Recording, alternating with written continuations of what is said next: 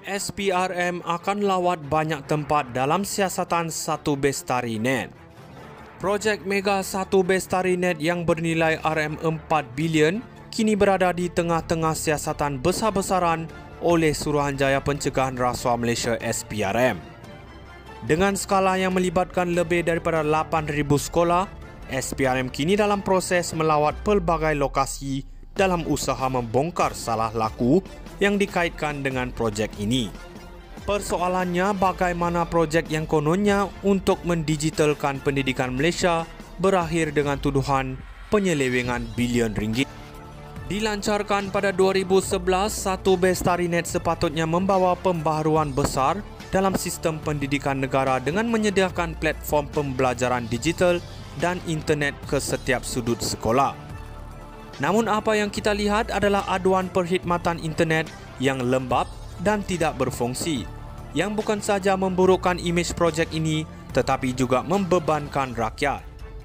Adakah ini satu lagi contoh kegagalan dalam pelaksanaan projek kerajaan berskala besar? Adakah pelajar dan guru menjadi mangsa kerana sistem yang tidak diuruskan dengan teliti? Tuntutan palsu bernilai RM2.7 bilion kini menjadi fokus siasatan SPRM. Ini bukan jumlah kecil, ini melibatkan wang rakyat yang sepatutnya digunakan untuk memajukan pendidikan. Namun, dokumen tuntutan yang dipersoalkan dan elemen penipuan kini didakwa sebagai intipati kepada masalah ini.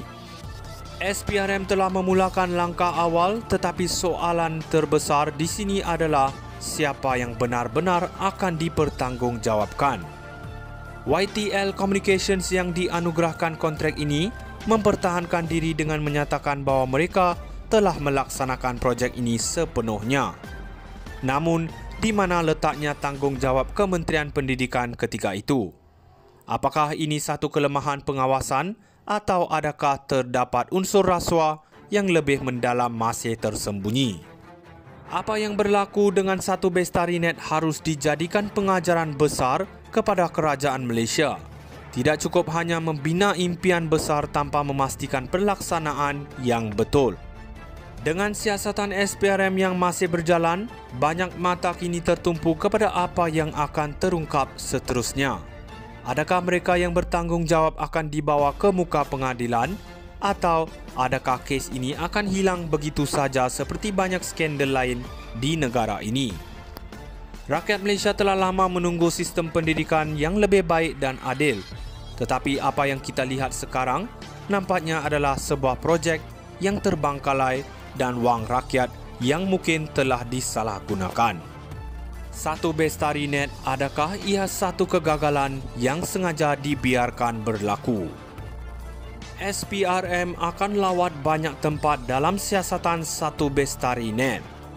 Projek Mega Satu Bestari.net yang bernilai RM4 bilion kini berada di tengah-tengah siasatan besar-besaran oleh Suruhanjaya Pencegahan Rasuah Malaysia SPRM.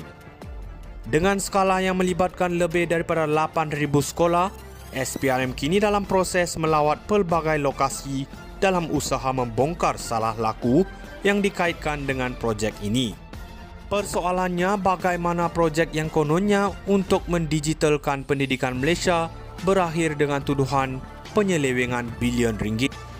Dilancarkan pada 2011, Satu Bestari.net sepatutnya membawa pembaharuan besar dalam sistem pendidikan negara dengan menyediakan platform pembelajaran digital dan internet ke setiap sudut sekolah. Namun apa yang kita lihat adalah aduan perkhidmatan internet yang lembab dan tidak berfungsi, yang bukan saja memburukkan imej projek ini tetapi juga membebankan rakyat. Adakah ini satu lagi contoh kegagalan dalam pelaksanaan projek kerajaan berskala besar? Adakah pelajar dan guru menjadi mangsa kerana sistem yang tidak diuruskan dengan teliti? Tuntutan palsu bernilai RM2.7 bilion kini menjadi fokus siasatan SPRM. Ini bukan jumlah kecil, ini melibatkan wang rakyat yang sepatutnya digunakan untuk memajukan pendidikan. Namun, dokumen tuntutan yang dipersoalkan dan elemen penipuan kini didakwa sebagai intipati kepada masalah ini. SPRM telah memulakan langkah awal, tetapi soalan terbesar di sini adalah siapa yang benar-benar akan dipertanggungjawabkan. YTL Communications yang dianugerahkan kontrak ini mempertahankan diri dengan menyatakan bahawa mereka telah melaksanakan projek ini sepenuhnya. Namun, di mana letaknya tanggungjawab Kementerian Pendidikan ketika itu? Apakah ini satu kelemahan pengawasan atau adakah terdapat unsur rasuah yang lebih mendalam masih tersembunyi? Apa yang berlaku dengan satu Bestarinet harus dijadikan pengajaran besar kepada kerajaan Malaysia.